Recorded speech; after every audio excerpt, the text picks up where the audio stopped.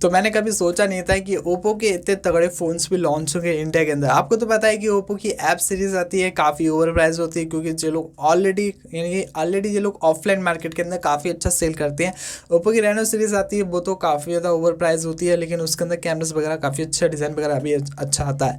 लेकिन जब से ओप्पो की के सीरीज़ आई है ना, तब से भाई ओप्पो के काफ़ी चांदी हो गई, क्योंकि ओप्पो का K13 काफ़ी ज़्यादा बिकना है। इसी चक्कर में ओप्पो अपने K13 टर्बो सीरीज़ में लेकर आ रहा है इंडिया के अंदर। अभी हाल ही में चाइना में ये फ़ोन यहाँ पे लॉन्च हुए हैं, लेकिन एग्जैक्ट सेम दोनों ही फ़ोन आपको इंडिया में देखने को मिलेंगे। और यहाँ पर थोड़ी बहुत फेक मार्केटिंग भी हो रही है कूलिंग फ़ैन के चक्कर में, जो थोड़ा सा आगे चल के एक्सप्लेन करूँगा। आपको तो याद होगा कि ओप्पो के F27 Pro Plus आया था, लोग उसके बिगेट वगैरह ठोक रहे थे, रोलर चढ़ा दिया था उसके ऊपर, वॉश मशीन के अंदर डाल दिया था, वही कोई दिक्कत नहीं होने वाली, गाड़ी वगैरह भी चढ़ाकर दिखा रहे थे। लेकिन एक्चुअली में जब नॉर्मल पर्सन लेके गया, ऊपर से हल्का सा फेंक दिया तो वो टूट गया था फ़ोन। ये ओप्पो का फ़ोन है, ये सर ने लिया था, तो अभी लेके गए थे, जस्ट अभी लेके गए थे और आपने इसको छोड़ दिया, इसको छोड़ दिया यहाँ से। कैसे छोड़ा था? ऐसे लिया हाथ में, ऐसे छोड़ दिया, जैसे सेल्समैन वाले ने बताया था। इतना ऊपर करके बताया था, हमें तो जैसे ऐसे हमारे को यहाँ बताए थे ऐसे छोड़ना है, के लिए, मगर हमने नीचे से ही छोड़ा, इतना सही छोड़ा तो टूट गया। छोड़ते के साइड टूट गया। कैसे टूटा, दिखाना आगे से। ऐसे नहीं आगे से देखो कैसे टूटा है।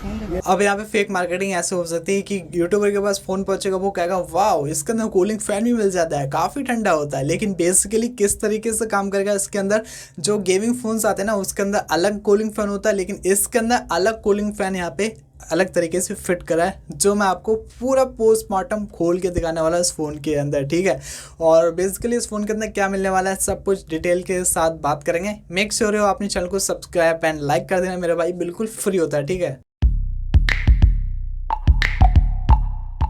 देखो यहाँ पे दो फ़ोन्स लॉन्च होने वाले हैं, ओप्पो का K13 turbo, K13 turbo pro, और दोनों के अंदर सेम डिज़ाइन देखने को मिलने वाला है, प्लास्टिक बैक, प्लास्टिक फ्रेम, और कूलिंग फैन भी लगा होगा, RGB लाइट भी लगी होगी इसके कैमरा के जस्ट नीचे के साइड में। डिस्प्ले भी ऑलमोस्ट सेम होने वाली है, 6.8 इंच की फुल HD प्लस से थोड़ा ज़्यादा हायर रेजोल्यूशन मिल जाता है, लेकिन इस प्राइस पॉइंट के अंदर आपको 1.5 की रेजोल्यूशन आराम से मिल जाता है। इसके अंदर आपको 1600 निट्स की पीक ब्राइटनेस मिल जाती है इस प्राइस पॉइंट के अंदर। इससे भी ज़्यादा बेटर पैनल मिल जाते हैं 3000, 4000, 5000 निट्स वाले ब्राइटनेस वाले, ठीक है।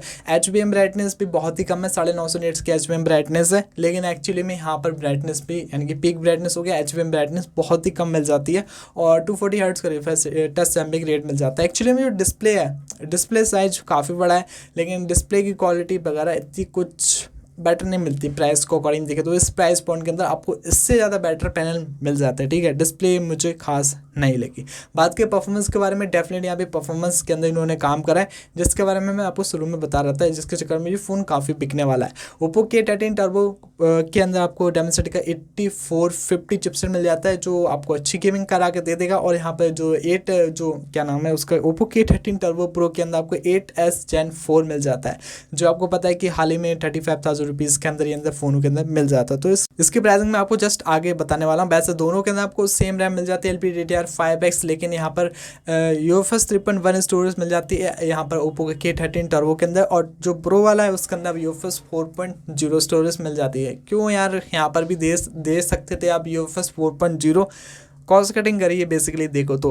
लेकिन यहाँ पे परफॉर्मेंस आपको अच्छी मिलने वाली दोनों फ़ोनों के अंदर, इतना दिक्कत नहीं होगी। काफ़ी सारे लोग कह रहे होंगे मीडियाटेक भाई जो लॉन्ग टर्म तक ज़्यादा बेटर परफॉर्मेंस नहीं निकाल के देगा, लेकिन यहाँ पर मीडियाटेक का चिपसेट भी काफ़ी अच्छा है, लॉन्ग टर्म तक आपको अच्छी गेमिंग भी निकाल के दे देगा। लेकिन मेरे हिसाब से मुझे इतनी गट फीलिंग आ रही है, मुझे स्नैपड्रैगन ही पसंद आता है, तो स्नैपड्रैगन ही आपको लॉन्ग टर्म तक बेटर परफॉर्मेंस निकाल के देगा।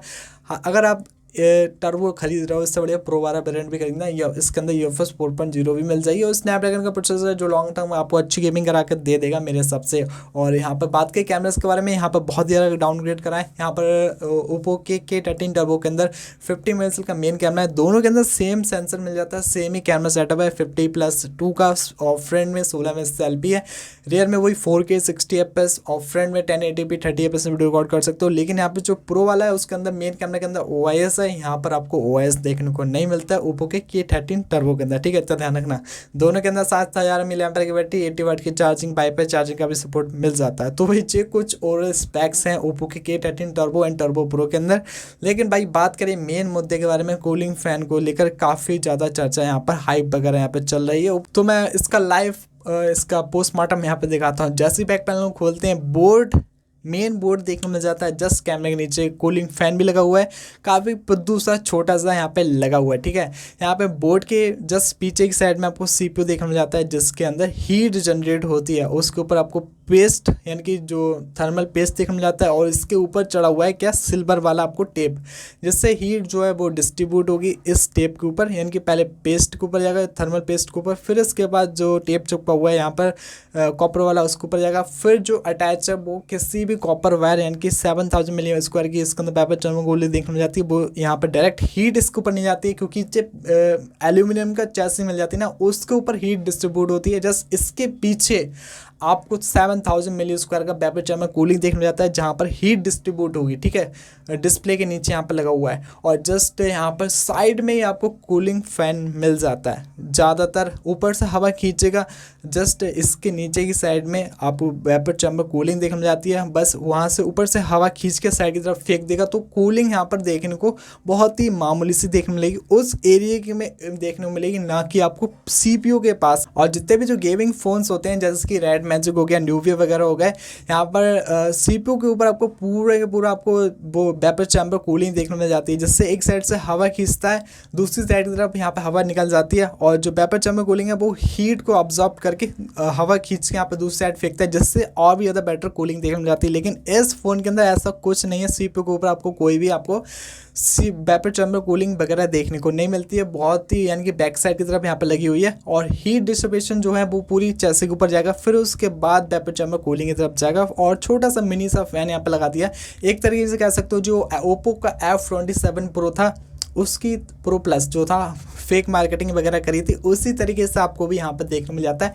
फ़ोन एक्चुअली में ये हो सकता है कि 1 से 2 डिग्री सेल्सियस तक नीचे यहाँ पे चले जाए, एक्चुअली में यहाँ पर 4 से 5 डिग्री सेल्सियस तक यहाँ पे जाने वाला नहीं है। तो यहाँ पर ये फेक मार्केटिंग यहाँ पे चल रही है। लेकिन मेरे दोस्तों, आपके दोस्तों इसके बारे में कौन के बता सकते हो, आपको क्या लगता है यहाँ पर ओप्पो के K13 टर्बो के कूलिंग फैंस के यानी कि कूलिंग के बारे में। लेकिन भाई बात करें प्राइसिंग के बारे में, तो ओप्पो K13 टर्बो जो है ऑलमोस्ट 22,000 रुपीज़ में लॉन्च हुआ है चाइना के अंदर, और ओप्पो K13 टर्बो प्रो वो अराउंड 24,000 रुपीज़ में लॉन्च हुआ है चाइना के अंदर। लेकिन इंडिया की प्राइसिंग के बारे में बात करें तो 4 से 5,000 रुपये हर बार बढ़ के आती है। हो सकता है मे बी इस बार आपको जो ओप्पो का K13 टर्बो है वो ऑलमोस्ट आपको 27-28,000 रुपीज़ में लॉन्च हुआ है। ओप्पो K13 टर्बो प्रो जो ऑलमोस्ट आपको 30,000 रुपीज़ के 31,000 रुपीज़ के रेंज में मिल सकता है। अगर इससे ऊपर जाता है यानी कि K13 टर्बो 30,000 के और प्रो जो वेरिएंट है 35,000 रुपये में रेंज में लॉन्च होता है, तो मेरे हिसाब से कोई सेंस नहीं बनाता है, क्योंकि Poco F7 IQ Neo 10 already यहाँ पे बैठे हुए जो इससे बेटर वैल्यू यहाँ पे क्रिएट कर रहे हैं। तो आई थिंक यहाँ पे ओप्पो को